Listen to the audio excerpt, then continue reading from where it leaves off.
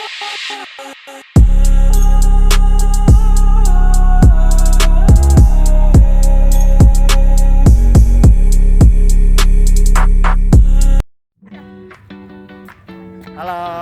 perkenalkan nama saya Nurdin dengan nomor NIM 12023.1.10.171. Halo, nama saya Wina Sawana dengan NIM 12023.1.10.198. Halo semuanya, perkenalkan nama saya Siti Anissa Dia dengan NIM 12023.1.10.181. Halo, nama saya Siti Prestina dengan NIM 12023.1.10.189. Perkenalkan, nama saya Siti Ramdah dengan NIM 12023.1.10.191. Terima kasih. Assalamualaikum warahmatullahi wabarakatuh. Halo semuanya, Kami dari kelompok Brainstormer akan mempresentasikan tentang Assalamualaikum warahmatullahi wabarakatuh. Yang terhormat kepada Ibu Muzammila Zammil MPD selaku dosen pengampu mata kuliah bimbingan konseling dan rekan-rekan seperjuangan yang saya banggakan. Puji syukur marilah kita panjatkan kehadirat Allah Subhanahu wa taala yang telah melimpahkan rahmat karunia serta inayahnya kepada kita sekalian sehingga kita masih bisa bernafas segar di hari ini. Sholawat beserta salam semoga tercurahkan kepada baginda Nabi Muhammad Sallallahu Alaihi Wasallam. Perkenalkan, kami dari kelompok Brainstormer. Pada kesempatan ini kami akan memaparkan sebuah topik yang sangat penting dan relevan dalam dunia pendidikan, yaitu kebutuhan, tantangan, dan masalah peserta didik. Setiap peserta didik datang ke sekolah membawa latar belakang, harapan, dan persoalan yang berbeda. Mereka memiliki kebutuhan yang harus dipenuhi agar dapat berkembang secara optimal, baik secara akademik, emosional, maupun sosial. Di sisi lain, mereka juga menghadapi berbagai tantangan, baik dari lingkungan, teknologi, maupun perubahan zaman, yang bisa menghambat proses belajar mereka. Tak jarang pula kita temui berbagai masalah yang mereka hadapi dalam keseharian yang sering kali luput dari perhatian kita sebagai pendidik. Melalui presentasi ini, kita akan mencoba memahami lebih dalam apa yang dimaksud dengan kebutuhan, tantangan, dan masalah peserta didik. Baik, kita masuk ke poin pertama, yaitu kebutuhan peserta didik.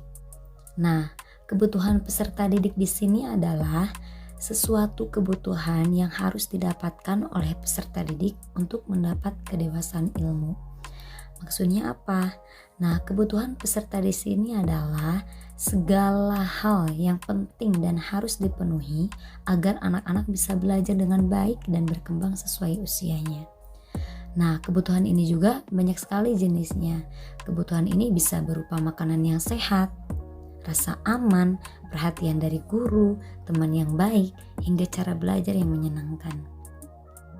Mungkin seperti itu. Dan setiap anak juga pasti memiliki kebutuhan yang berbeda-beda. Ada yang butuh bantuan lebih saat belajar mungkin, ada yang butuh dukungan emosional, atau hanya butuh didengarkan saat mereka bercerita. Nah, semua itu penting untuk membantu mereka menjadi lebih mandiri, percaya diri, dan tentunya semakin pintar. Poin utamanya yaitu guru dan orang tua itu perlu bekerja sama untuk mengenali apa sih yang dibutuhkan oleh setiap anak. Dengan begitu, proses belajar akan terasa lebih menyenangkan dan anak-anak bisa tumbuh menjadi pribadi yang cerdas, bertanggung jawab, dan punya semangat belajar yang tinggi. Kita lanjut ke slide selanjutnya, yaitu di sini ada menurut buku yang ditulis oleh Rama Yulis ada 8 kebutuhan peserta didik, yaitu yang pertama ada kebutuhan fisik. Nah, maksudnya apa? Kebutuhan fisik di sini adalah kebutuhan yang mencangkup, yang berkaitan dengan anggota tubuh mereka masing-masing. Seperti apa aja sih yang dibutuhkan oleh mereka supaya mereka itu lebih berkembang, lebih cerdas. Yang menunjang mereka untuk menuju kecerdasan itu apa? Contohnya di sini adalah anak-anak itu kan membutuhkan makanan yang bergizi, minum air yang cukup, tidur yang cukup, dan lingkungan yang nyaman serta aman tentunya. Jika kebutuhan dasar ini terpenuhi, tubuh mereka akan sehat tentunya dan mereka bisa lebih fokus serta bersemangat dalam belajar dan bermain. Misalnya, anak yang lapar atau mengantuk kadang suka sulit berkonsentrasi di kelas. Betul kan? Nah, di sini yang kedua ada kebutuhan sosial, yang dimana contoh di sini adalah anak-anak itu kan senang bermain dan berinteraksi dengan teman-temannya. Mereka itu ingin merasa diterima, disukai, dan punya teman dekat. Ketika anak merasa bagian dari kelompok atau kelas, mereka jadi lebih percaya diri, bahagia, dan semangat datang ke sekolah. Guru dan orang tua juga bisa membantu mereka dengan menciptakan suasana bermain yang menyenangkan dan penuh kerjasama. Jadi kebutuhan sosial di sini itu mencangkup lingkungan yang sangat berpengaruh untuk perkembangan anak-anak kita gitu. Terus yang poin ketiga yaitu kebutuhan untuk mendapatkan status atau pengakuan. Nah, anak-anak itu sering ya, banyak sekali anak-anak itu ingin merasa dihargai, apalagi saat mereka berhasil melakukan sesuatu walaupun hal kecil. Misalnya saat bisa menyusun balok tinggi atau menyebutkan warna dengan benar. Nah, pujian dari guru atau teman bisa membuat mereka lebih merasa bangga, kadang percaya diri dan semakin termotivasi untuk mencoba hal-hal yang baru. Nah, di poin ketiganya di sini ada kebutuhan untuk mendapatkan status atau pengakuan. Maksudnya apa? Kan anak-anak itu sering ingin merasa dihargai ya, apalagi saat mereka berhasil melakukan sesuatu walaupun itu hal kecil. Misalnya saat bisa menyusun balok tinggi atau menyebutkan warna dengan benar. Pujian dari guru atau teman bisa membuat mereka merasa bangga, percaya diri, dan semakin termotivasi untuk mencoba hal-hal yang baru. Jadi apresiasi dari guru atau dorongan dari teman juga itu sangat menunjang untuk perkembangan atau mengasah kecerdasan anak-anak itu sendiri. Yang keempat ada kebutuhan untuk mandiri. Maksudnya apa? Anak-anak suka jika diberi kesempatan untuk melakukan sesuatu sendiri, seperti memakai sepatu, merapikan tas, atau menyelesaikan tugas kecil. Memberikan kepercayaan kepada anak itu, memberikan kepercayaan untuk anak mencoba sendiri itu, meskipun belum sempurna ya, akan melatih rasa tanggung jawab dan kemandirian. Hal ini juga membangun kepercayaan dirinya sejak dini. Jadi, jangan lupa ajarin untuk belajar kedewasaan sejak kecil ya. Yang kelima, ada kebutuhan untuk berprestasi. Maksudnya apa? Anak itu ingin merasa berhasil, baik dalam pelajaran, bermain, menggambar, bernyanyi, ataupun berolahraga. Ketika anak merasa berhasil, mereka merasa mampu dan lebih bersemangat belajar. Guru dan orang tua bisa memberi tantangan yang sesuai usia serta memberikan dukungan dan apresiasi atas usaha mereka, bukan pada hanya akses hasilnya. Poin yang kelima yaitu kebutuhan untuk berprestasi. Maksudnya apa? Contohnya, anak ingin merasa berhasil, baik dalam pelajaran, bermain, menggambar, bernyanyi, ataupun berolahraga. Ketika anak merasa berhasil, mereka merasa mampu dan lebih semangat belajar. Guru dan orang tua bisa memberi tantangan yang sesuai dengan usianya, serta memberikan dukungan dan apresiasi atas usaha mereka, bukan hanya pada hasilnya, tapi pada prosesnya juga. Itu sangat penting untuk menunjang atau mengasah kecerdasan mereka itu sendiri. Yang keenam, kebutuhan untuk disayangi dan dicintai. Kasih sayang itu sangat penting bagi tumbuh kembang anak. Mereka butuh pelukan, kata-kata yang lembut, dan perhatian dari orang dewasa maupun teman.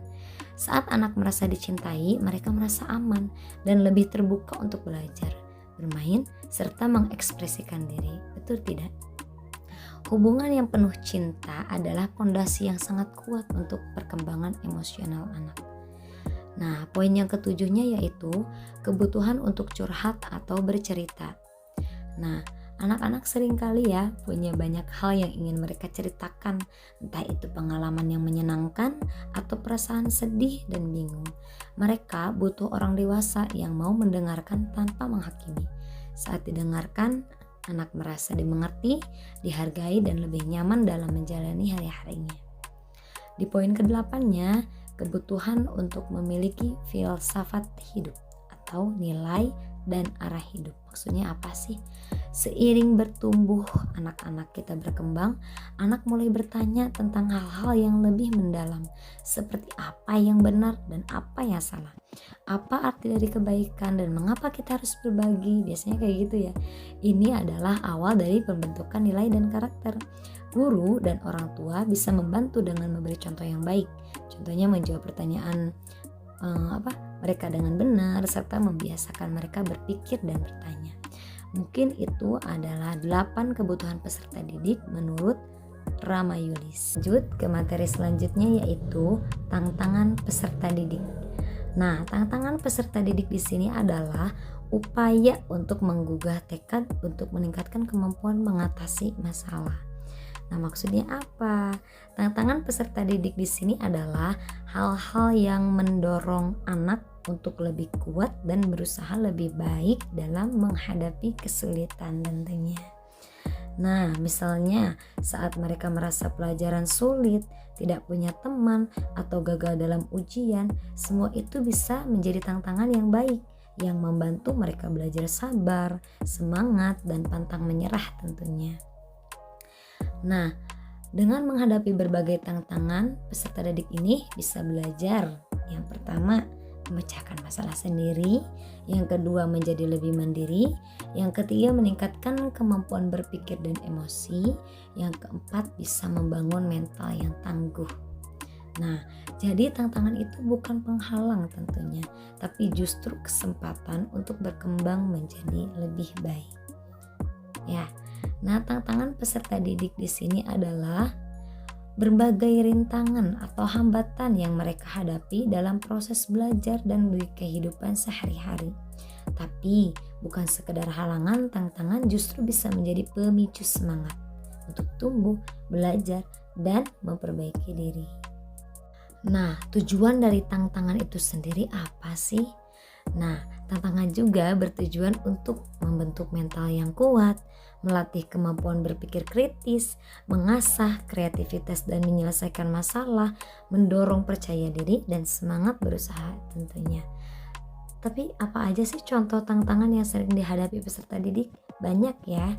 Yang pertama, ada pelajaran yang sulit mungkin seperti matematika atau membaca yang belum dikuasai oleh anak itu sendiri.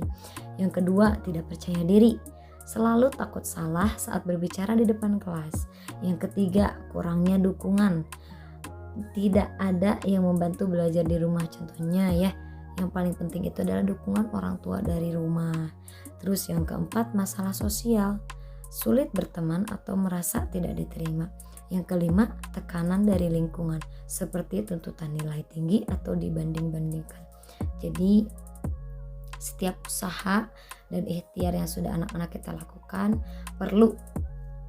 harus kita apresiasi agar mereka lebih berkembang dengan baik dan mengasah kecerdasan otak dengan maksimal. Nah, di slide selanjutnya di sini ada tantangan yang berkaitan dengan apa yang sudah kita paparkan tadi ya. Di sini ada 3 poin. Yang pertama, penyelesaian dan tantangan studi. Nah, penjelasannya apa? Menghadapi berbagai kesulitan dalam menyelesaikan pendidikan seperti tugas menumpuk, sulit membagi waktu, atau kurang motivasi belajar. Contohnya seperti apa? Seseorang yang kuliah sambil bekerja mungkin kesulitan membagi waktu antara kuliah dan pekerjaan. Ia perlu mengatur jadwal dengan baik agar tetap bisa menyelesaikan tugas kuliah tepat waktu. Nah, yang kedua, persiapan karir. Dari penjelasannya yaitu menyiapkan diri untuk dunia kerja, seperti memilih bidang pekerjaan yang sesuai, membangun keahlian, dan mencari pengalaman. Contohnya seperti apa? Mahasiswa tingkat akhir mulai mengikuti pelatihan keterampilan seperti public speaking atau digital marketing agar lebih siap bersaing di dunia kerja. Di poin ketiganya, peran sosial dan pembinaan diri. Dari penjelasannya apa? Nah, belajar berperan dalam masyarakat serta membentuk kepribadian yang baik seperti bertanggung jawab, jujur, dan peduli sesama. Contohnya seperti seseorang aktif dalam kegiatan sosial, seperti jadi relawan di kegiatan kemasyarakatan, sambil terus memperbaiki sikap dan berperilaku sehari-hari. Kita lanjut ke slide selanjutnya. Di sini ada masalah peserta didik. Nah, di sini ada 6 poin. Masalah apa aja sih yang biasanya dihadapi oleh peserta didik? Nah, yang pertama ada masalah perkembangan jasmani dan kesehatan. Nah, biasanya masalah ini berkaitan dengan pertumbuhan fisik anak dan kondisi kesehatannya. Contohnya seperti anak sering sakit sehingga sering tidak masuk sekolah, atau anak terlambat perkembangan motoriknya seperti belum bisa memegang pensil dengan baik. Nah, yang kedua, masalah keluarga dan rumah tangga. Biasanya masalah ini muncul karena situasi keluarga yang tidak harmonis atau kurang perhatian dari orang tua. Contohnya seperti anak sering murung di sekolah karena orang tuanya sering bertengkar di rumah, atau anak kurang perhatian karena kedua orang tuanya sibuk bekerja. Di poin ketiganya ada masalah psikologis. Nah, hal ini berkaitan dengan emosi, perasaan, dan mental anak. Contohnya seperti anak mudah menangis atau marah karena merasa tidak percaya diri atau takut dimarahi guru.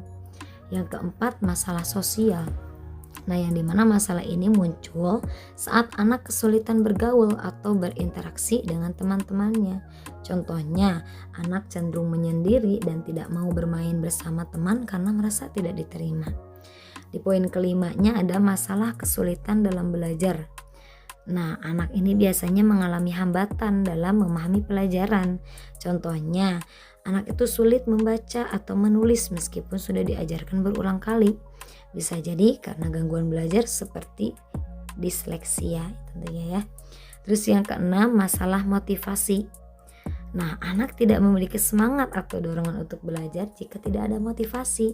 Contohnya seperti anak malas mengerjakan tugas karena merasa pelajaran itu membosankan atau tidak mendapatkan dukungan dari rumah. Jadi dukungan dari rumah, dukungan dari orang tua, dukungan dari guru juga itu sangat penting untuk menunjang kecerdasan anak-anak kita. Mungkin itu saja yang dapat saya sampaikan. Semoga dapat dipahami dan dapat dimengerti.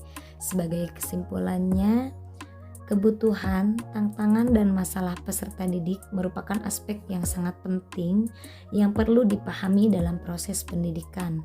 Peserta didik memiliki berbagai kebutuhan yang harus dipenuhi untuk mencapai kedewasaan ilmu dan pribadi, termasuk kebutuhan fisik, sosial, status, mandiri, prestasi, kasih sayang, curhat, dan filsafat hidup.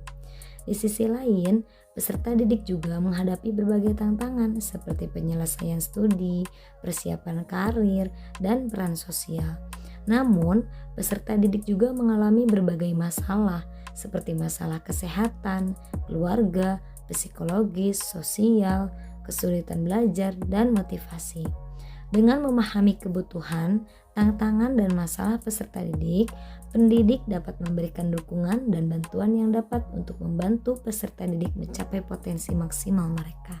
Jadi, sebagai pendidik kita harus terus bersemangat, banyak belajar, dan banyak memahami masing-masing karakter dari anak-anak didik kita. Semangat belajar, semoga kita dapat menjadi pendidik yang bertanggung jawab, penuh dedikasi,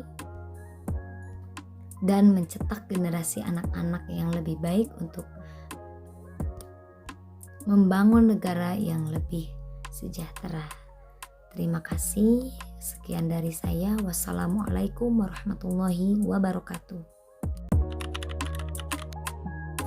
Assalamualaikum warahmatullahi wabarakatuh. Terima kasih sebelumnya telah bersedia untuk menjadi narasumber kami. Kalau boleh tahu dengan siapa? Perkenalkan, saya Alisa Fauzia, siswi kelas 11 dari SMA Islam Tarbiyatul Falah. Baik, untuk pertanyaan pertama, menurutmu apakah materi pendidikan agama Islam yang diajarkan sudah sesuai dengan kebutuhan kamu sebagai pelajar? Saya rasa kalau untuk kebutuhan sebagai pelajar, materinya masih kurang sesuai. Baik, terima kasih. Perkenalkan, nama saya Rizawati, siswa SMA Islam Tarbiyatul Falah. Pertanyaan yang selanjutnya, apa tantangan terbesar yang kamu hadapi hadapi saat mengikuti pelajaran PAI? Tantangan yang paling besar itu ngantuk, karena materi ini gurunya menerangkannya terlalu monoton.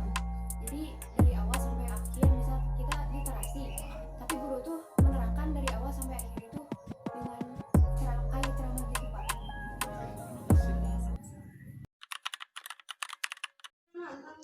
Assalamualaikum warahmatullahi wabarakatuh. Perkenalkan, nama saya Siti Kirania, siswa dari SMA Islam Tarbiyatul Falaq kelas 11 IPA.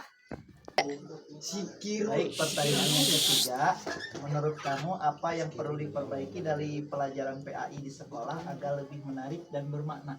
Menurut saya, pelajaran PAI lebih ke jangan terlalu banyak teori, banyakin praktek biar enggak ngantuk.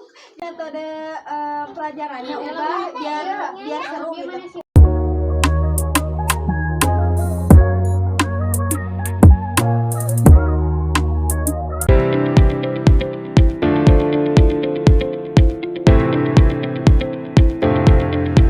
Behind the scene.